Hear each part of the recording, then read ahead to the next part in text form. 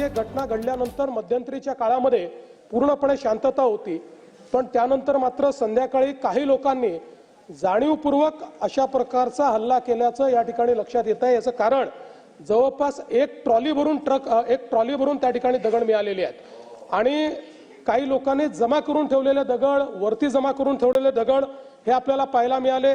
शस्त्र देखील मोठ्या प्रमाणात त्या ठिकाणी होते, ते शस्त्र जप्त करण्यात आलेले आहेत। वाहनांची जाळपोळ त्या ठिकाणी झालेली आहे आणि ठरवून काही ठराविक घरांना, काही ठराविक आस्थापनांना त्या ठिकाणी लक्ष्य करण्यात आलेलं आहे। 3 DCP लेवलचे लोक या ठिकाणी जखमी झालेले आहेत। तो वहीं सीएम देवेंद्र फडणवीस ने घायल डीसीपी निकेतन कदम से वीडियो कॉल पर बातचीत की है। सीएम ने घायल पुलिसकर्मी का हालचाल भी जानने की कोशिश की है कि अभी उनकी स्थिति आखिरकार क्या है। जो तस्वीर आप इस समय देख पा रहे हैं, सीएम देवेंद्र फडणवीस यहां बातचीत करते हुए डीसीपी से नजर आ रहे हैं और उनका हालचाल जान रहे हैं। हो सर, कुराडीचा गाव आहे सर, डीप आहे। अच्छा, हातावर लागला? यस सर, हातावर आहे सर। अच्छा, मग प्लास्टिक सर्जरी केली, काय केलं त्याच्यामध्ये? हो सर, प्लास्टिक सर्जरी केली, पण केली सर, काही नर्व्स वगैरे डॅमेज झाल्या नाही। चला, व्हेरी गुड। ठीक आहे, तुम्ही चांगलं तिथे समोर गेलात आणि सगळ्यांचा सामना केला, त्याबद्दल तुमचं अभिनंदन आहे आणि आम्ही सगळे तुमच्या पाठीशी आहोत आणि लवकर तुम्ही ठीक व्हावं अशी आमची प्रार्थना आहे आणि अशाच प्रकारे नेहमी तुम्ही चांगलं। तो डीसीपी से बात करते हुए आप देवेंद्र फडणवीस को देख रहे थे। मीनाक्षी और जतिन हमारे साथ जुड़ गए हैं। जतिन, सबसे पहले आपके पास आते हुए किस तरीके से आगे कार्रवाई की जा रही है? हालांकि महाराष्ट्र के मुख्यमंत्री देवेंद्र फडणवीस इस पूरे मामले पर नजर है, हर एक पहलू का लगातार वो जानकारी भी ले रहे हैं। क्या कुछ इस वक्त बड़ा अपडेट? बिल्कुल, देखिए, महाराष्ट्र सीएम ऑफिस लगातार नागपुर कमिश्नर ऑफिस के टच में है। जो भी अपडेट आ रहा है वो सीएम ऑफिस को ब्रीफ किया जा रहा है। दूसरी तरफ law and order situation maintain करने के लिए लोकल पुलिस ग्राउंड पर है। आरपीएफ को जो है, आरएफ को इस पूरे मामले में डिप्लॉय किया गया है। लेकिन मेरे पीछे आप ये देखिए, ये मोबाइल सर्विलेंस व्हीकल है, ये वही जगह है जहां से हिंसा की शुरुआत हुई। मोबाइल सर्विलेंस वैन के पीछे छत्रपति शिवाजी की प्रतिमा है। दोनों ही समुदाय के लोग यहाँ पर इकट्ठे हुए, लेकिन इस मोबाइल सर्विलांस वैन का आज यहाँ पर डिप्लॉय करने का मकसद यह है कि आसपास किस तरीके की गतिविधि हो रही है, फोन पर क्या कुछ चल रहा है। क्योंकि कल जो हिंसा हुई उसमें सबसे बड़ा रोल रहा सोशल मीडिया का, अफवाह का। क्योंकि सोशल मीडिया पर तमाम अफवाहें फैलाई गई जिससे लोग आक्रोशित थे और उसके बाद की तस्वीरें सबने देखी कि कैसे दर्जनों बाइकों में आग लगा दी गई, 5 से ज्यादा गाड़ियों में आग लगा दी गई। 30 के आसपास जो लोग हैं वो उस पूरे मामले में घायल हुए, पुलिसकर्मी घायल हुए, लोकल लोग घायल हुए। लेकिन अब इस सर्विलांस वैन के जरिए आसपास क्या कुछ गतिविधि हो रही है, साथ ही मोबाइल पे लोग क्या कुछ सर्च कर रहे हैं, लोगों की मूवमेंट किस तरीके से है, ये बहुत महत्वपूर्ण है। इसलिए बिल्कुल सेंटर पॉइंट पर इस मोबाइल सर्विलांस वैन को डिप्लॉय किया गया और आप उसके ऊपर तमाम वो एंटीने देख रहे हैं जो कि आसपास के लोग सर्च इंजन पर क्या कुछ सर्च कर रहे हैं, कल के बारे में क्या प्रतिक्रिया दे रहे हैं। आप लगातार तस्वीरें दिखा रहे हैं। मीनाक्षी भी हमारे साथ बनी हुई है। मीनाक्षी, अब से कुछ देर पहले आप ये भी बता रही थी कुछ लोगों ने ज्ञापन भी सौंपा है, कमिश्नर से जाकर मुलाकात कर रहे हैं। उस ज्ञापन में क्या कुछ महत्वपूर्ण बातें थी और अभी आप कहां पर हैं, वहां पर क्या कुछ बड़ा अपडेट देख पा रही हैं?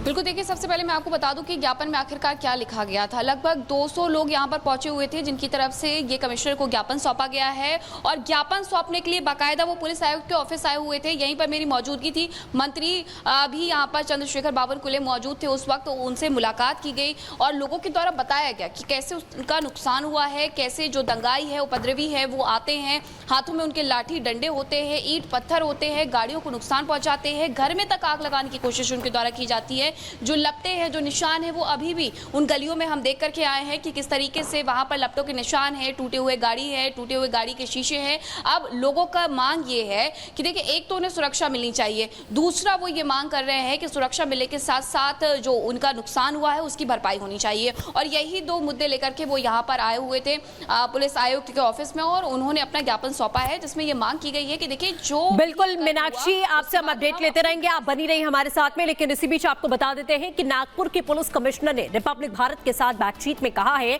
कि सीसीटीवी के जरिए दंगाइयों की पहचान लगातार की जा रही है। क्या कुछ कहा उन्होंने, सुनाते हैं आपको। नागपुर कमिश्नर डॉक्टर रविंद्र कुमार सिंघल हमारे साथ मौजूद हैं। नागपुर में जिस तरीके से रॉयट्स हुए उसे लेकर के हम बातचीत करेंगे। सर, सबसे पहले तो आपसे यही समझना चाहेंगे वो क्या अफवाह थी जिसके बाद ये दंगे फैले?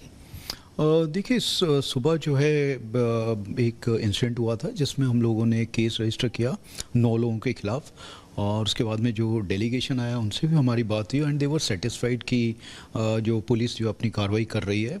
उसके बाद में शाम को, क्योंकि कल 2 फेस्टिवल्स थे, एक तो रमज़ान फेस्टिवल चल ही रहा है और दूसरा शिव जयंती का जो त्यौहार था वो था, और इस दौरान में दोनों ग्रुप जो है एक अलग अलग जगह पे, मतलब थोड़ी ही डिस्टेंस पे आमने सामने आ गए थे, और उसके बाद में जो है नारेबाजी हुई। उसमें जो है कुछ लोगों ने पथराव किया, ऐसा खबर आई थी, और क्योंकि पुलिस वहाँ पे थी तो उन्होंने दोनों ही ग्रुप्स को अलग अलग किया, और मतलब यहाँ से इस तरह से शुरुआत हुई थी इसके। सर 2 जगह उपद्रव हुआ, इसके अलावा भी कहीं और नोटिस किया गया है किस तरीके की कोई घटना जो सामने आई? जो मेन जो हुआ है वो उसी एरिया में हुआ, और इसके बाद में रात को लगभग 1 बजे के आसपास जो है दूसरे एक और जगह पे, जो कि वहीं से कोई 3-4 किलोमीटर पे है, वहाँ पे इंसिडेंट हुआ था। लोगों की पहचान हो पाई है? कितने लोगों को अभी तक गिरफ्तार किया गया है? क्या पूछताछ चल रही है? इनिशियल स्टेज पे है क्योंकि सारी चीजें? नहीं, अभी तक लगभग 50 लोगों को हमने हिरासत में लिया है और 5 गुन्हे दाखिल किए हैं इसमें, और जो भी इसमें इन्वॉल्व हैं अभी और भी जो लोग हमें नज़र आ रहे हैं वीडियोस में, सोशल मीडिया पे, या फिर हमारा जो कमांड कंट्रोल सेंटर है उसमें, तो उन लोगों को भी इसमें आइडेंटिफाई किया जा रहा है और उसमें कार्रवाई हो रही है। धारा 163 लागू की गई है, क्या कोई समय सीमा है कब तक ये रहेगी, कब तक इसे हटाया जा सकता है? लोगों के मन में क्योंकि डर बैठा हुआ है कि कहीं फिर से वही चीजें ना हो। देखिए, ये जो इंसिडेंट हुआ है ये स्ट्रे इंसिडेंट है, जो आप देखेंगे तो काफ़ी शांत शहर है ये, और इसके बाद में हम जो है इस तरह की घटना ना हो, इसी के लिए हमने 163 BNSS में जो है वो हमने लगाया है, और उसी आधार पे हम लोग कार्रवाई कर रहे हैं। हम जल्दी से जल्दी ये शहर में शांतता हो, इसी के लिए हम लोग कार्रवाई कर रहे हैं। बहुत सारे लोगों का ये कहना है कि अचानक से लोग तलवार लेकर के आ गए, लाठी डंडे लेकर के आ गए, पत्थर लेकर के आ गए, यानी कि प्री प्लान था। क्या इस एंगल से भी जांच की जा रही है? देखिए, प्री प्लान का अभी तक कहीं पे ऐसा नज़र नहीं आया कि प्री प्लान था, और जो तलवार का वो कहीं भी आपको नहीं दिखी होगी तलवार। मेरे पास एक भी वीडियो नहीं है जिसमें कि तलवार हो। हाँ, ज़रूर ये है कि वहाँ पे जो कंस्ट्रक्शन चल रहा था उसमें जो पत्थर जो थे उनका ही यूज़ किया गया है, जो वहीं के थे, और उसकी वजह से एक दूसरे के ऊपर जो पथराव हुआ है। इनफैक्ट हम पुलिस वाले इसमें कई लोग इंजर्ड हुए हैं, क्योंकि हम लोग चेज़ कर रहे थे उनको, और लाठीचार्ज भी इसमें हुआ है, और उसके बाद में हमने शेल जो थे गैस शेल्स वो भी यूज़ किए हैं। तो और हमारे लगभग 34 police officers and lower staff they are injured in this.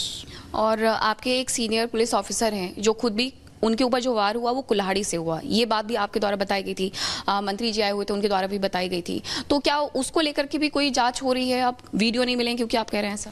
नहीं, ऐसा नहीं है, क्योंकि वो तो दिख ही रहा है कि वो शार्प इंजरी है उनको, शार्प वेपन से।